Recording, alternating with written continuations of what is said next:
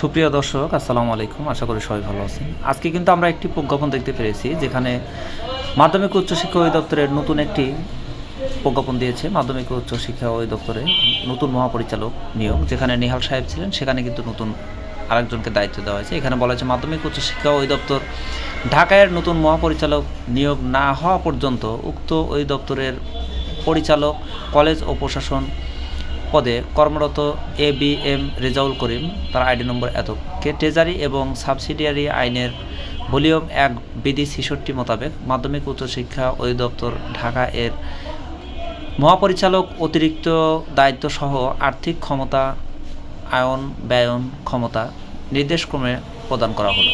অর্থাৎ জনস্বার্থে এটি কিন্তু অনতিবিলম্বে কার্যকর হবে।